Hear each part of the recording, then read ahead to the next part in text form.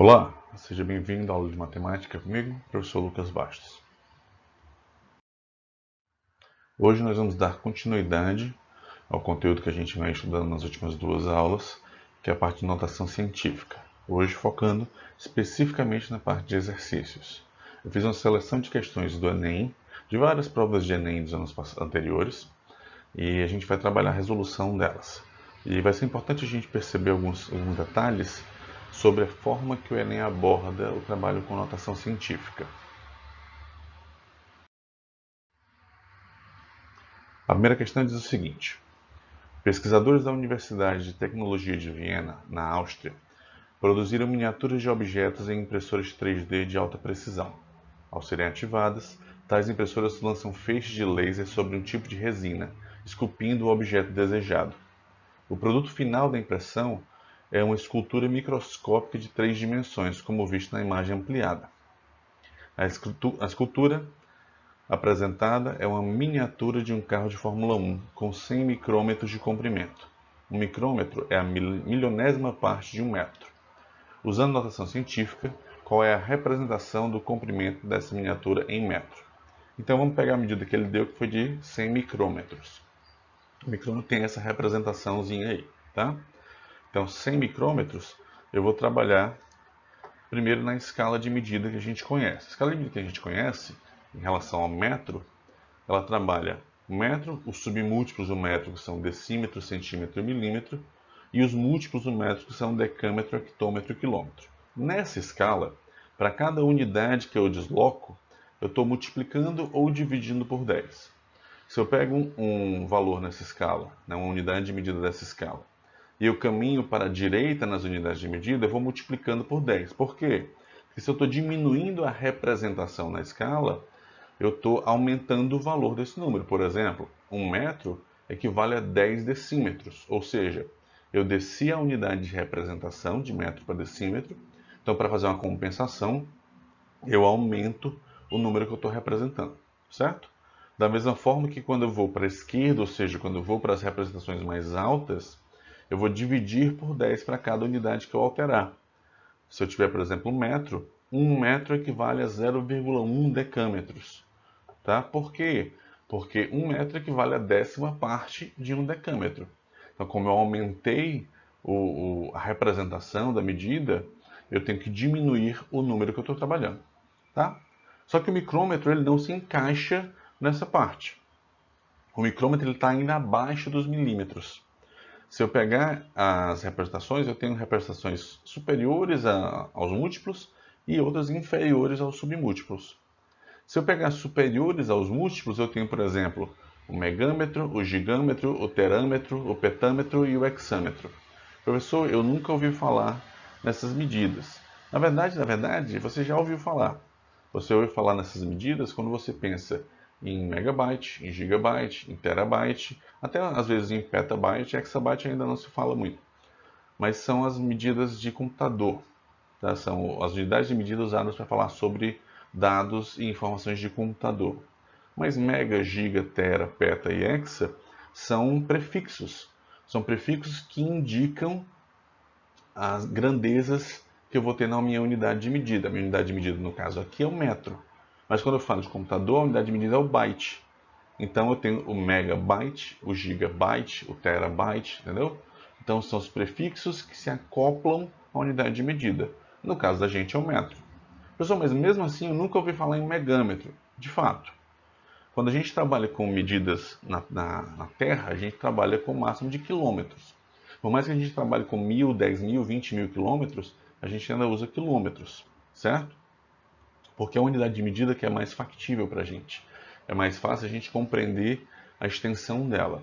Quando a gente vai para além disso, a gente já está trabalhando com medidas cósmicas, ou seja, a gente está trabalhando com medidas astronômicas, que é a distância de planetas, distância de astros.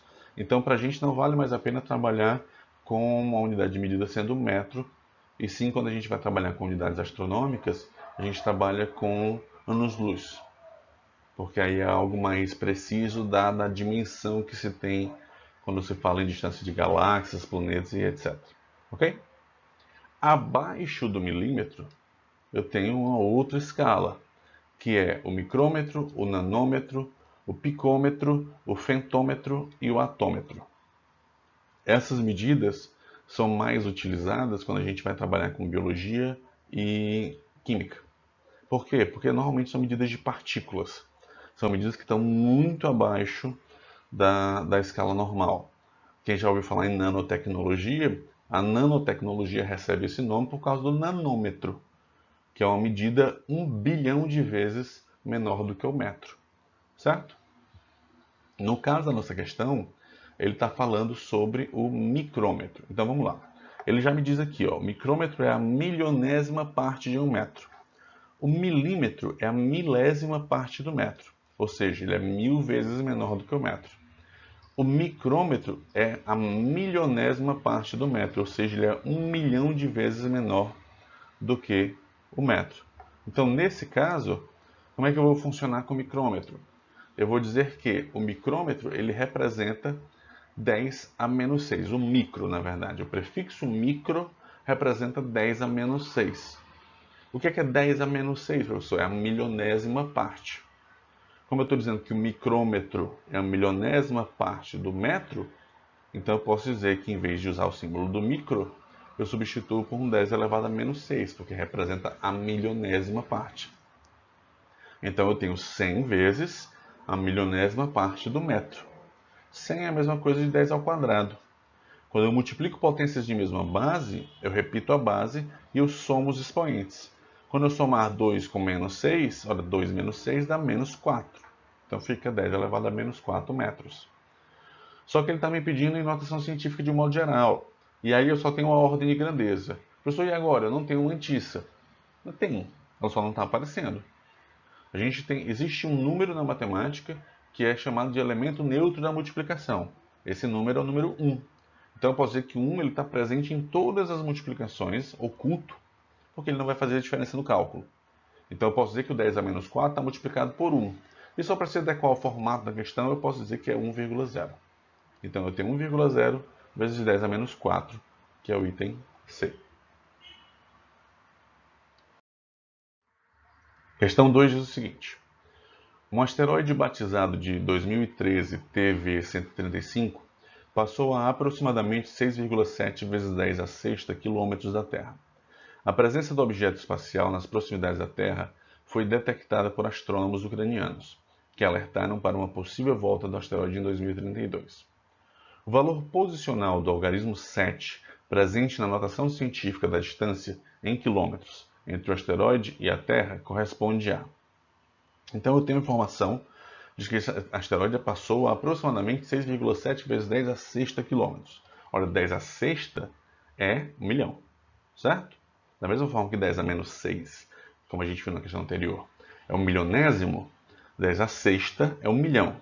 Então, quando eu digo 6,7 milhões de quilômetros, eu estou dizendo que são 6 milhões e 700 mil quilômetros, certo? É só uma multiplicação básica aí.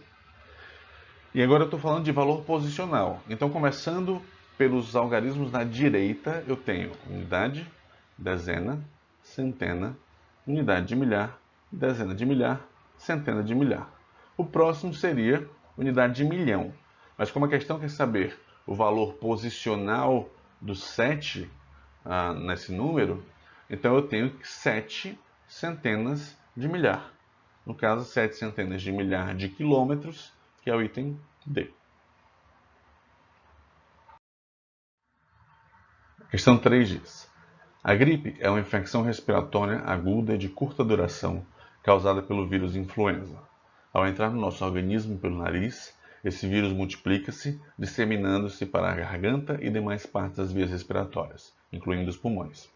O vírus influenza é uma partícula esférica que tem um diâmetro interno de 11 décimos de milésimos de milímetro.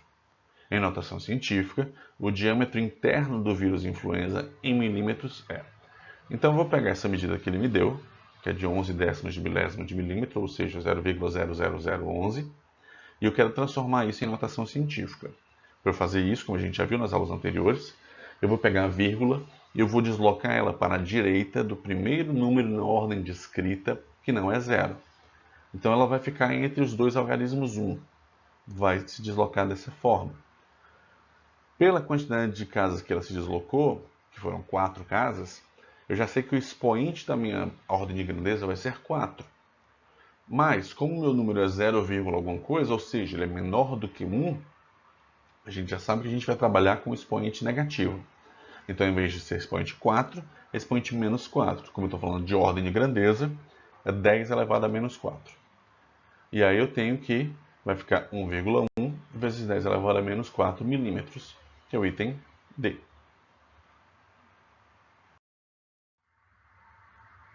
Questão 4 diz: medir distâncias sempre foi uma necessidade da humanidade. Ao longo do tempo, fez-se necessária a criação de unidades de medidas que pudessem representar tais distâncias, como por exemplo o metro. Uma unidade de comprimento pouco conhecida é a unidade astronômica, ou A, utilizada para descrever, por exemplo, distâncias entre corpos celestes. Por definição, o A equivale à distância entre a Terra e o Sol, que em notação científica é dada por 1,496 vezes 10 ao quadrado milhões de quilômetros. Na mesma forma de representação, uma UA em metro equivale a... Então vamos lá. Eu tenho 1,496 vezes 10 ao quadrado milhões de quilômetros. Milhões eu posso transformar em 10 elevado a 6, como a gente já viu numa outra questão. Quilômetro transformando para a representação dela de km está aí. Só que quilômetro eu tenho um prefixo e metro, ou seja, eu tenho quilômetro. Quilo é um prefixo que indica grandeza. E ela indica especificamente 1000 vezes. Então, 1 quilômetro equivale a 1000 vezes o metro. Então, o quilômetro, como é 1000 vezes, eu represento como 10 elevado a 3. Certo? E aí eu tenho 1,496 vezes 10 ao quadrado, vezes 10 à sexta, vezes 10 ao cubo.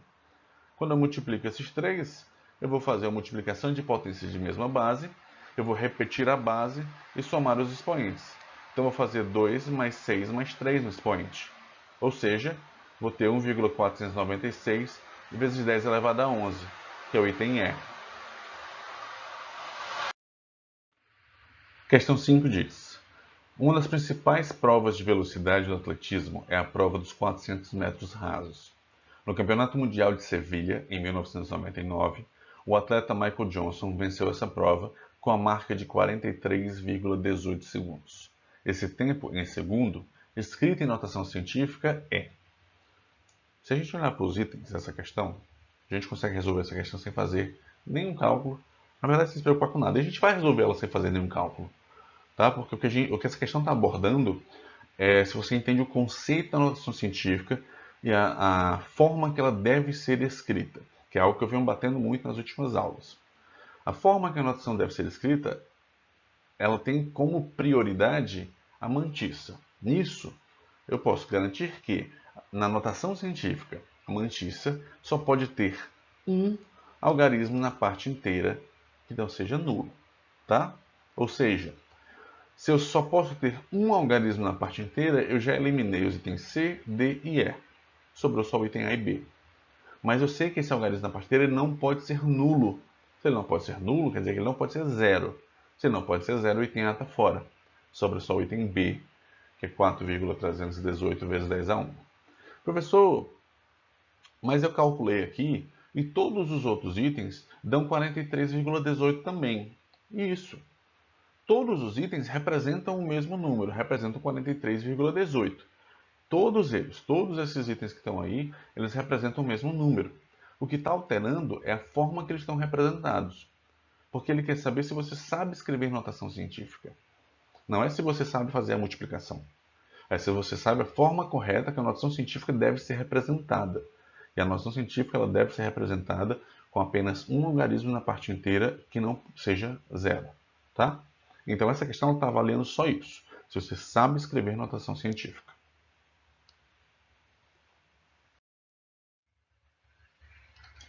Questão 6 diz: a volemia de um indivíduo é a quantidade total de sangue em seu sistema circulatório, corações, artérias, veias e capilares. Ela é útil quando se pretende estimar o número total N de hemácias de uma pessoa. a qual é obtido multiplicando-se a volemia V pela concentração C de hemácias no sangue, isto é, N igual a V vezes C. No adulto normal, essa concentração é de 5.200.000 hemácias por mililitro de sangue, conduzindo a grandes valores de N. Uma maneira adequada de informar essas grandes quantidades é utilizar a notação científica, que consiste em expressar N na forma N igual a Q vezes 10 elevado a N minúsculo, sendo Q um número que é maior ou igual a 1 e menor do que 10. E Nzinho, um número inteiro. Considere um adulto normal, com volemia de 5.000 ml. Qual a quantidade total de hemácias desse adulto em notação científica? A primeira coisa que a gente vai fazer é destacar essa fórmula que ele nos passou, que é N igual a V vezes C. O V ele já nos deu, é de 5.000. E o C ele também já nos deu, é de 5.200.000. Então o que eu vou fazer aqui é basicamente N igual a 5.000 vezes 5.200.000. Certo? Para facilitar a minha vida, eu vou destacar esses zeros desses números, para trabalhar com multiplicações menores. Para não ter que fazer 5.000 vezes 5.200.000, eu vou dizer que 5.000 é 5 vezes 1.000, e eu vou dizer que 5.200.000 é 52 vezes 100.000. Então eu vou reescrever nessa forma. Como eu tenho uma série de multiplicações, eu posso mudar os termos da forma que eu quiser, porque a comutatividade me garante isso. Então eu vou trocar o 1.000 e o 52 de posição. E aí eu faço 5 vezes 52 e eu faço 1.000 vezes 100.000. 5 vezes 52 dá 260. 1.000 eu represento como 10 elevado a 3. 100.000 eu represento como 10 elevado a 5. E aí eu vou estar fazendo multiplicação de potências de mesma base. Ou seja, 10 elevado a 3 vezes 10 elevado a 5. Eu repito a base 10 e eu somo 3 com 5. Quando eu fizer isso, eu tenho 260 vezes 10 elevado a 8, que ainda não está em notação científica, porque 260 não é um número de um algarismo só. No caso, eu tenho que transformar o 260 no número de um algarismo só. Ou seja, eu pego a vírgula que estaria no final do número, atrás do zero, e eu vou deslocar ela para a direita do 2, que é o primeiro número na ordem de escrita. Ou seja, minha vírgula vai andar 2 casas para a direita. Como minha vírgula vai andar... Perdão, 2 casas para a esquerda. Como minha vírgula vai andar 2 casas para a esquerda, quer dizer que o meu expoente da ordem de grandeza vai aumentar em 2 unidades. Então, vírgula desloca 2 casas para a esquerda, o expoente aumenta em 2 unidades. Então eu passo a ter 2,6 vezes 10 elevado a 10, que é o nosso item D. E nisso a gente encerra as questões que eu separei para hoje. Foram 6 questões apenas, questões de Enem. Se você observar, nós não tivemos questões de operação de notação científica. Porque o Enem ele trabalha muito mais a conceituação de notação científica. Ele trabalha muito mais a partir de você entender o que é uma notação científica, como converter número em notação científica e como trabalhar com a ideia da notação científica. As operações em si é muito raro de aparecer numa prova. Tá? É mais comum em provas mais tradicionais. Mas em provas que envolvem aplicação e contextualização é muito difícil. Porque a notação científica é muito mais uma representação do que um método de cálculo. Ok? Então, obrigado por assistir e até a próxima.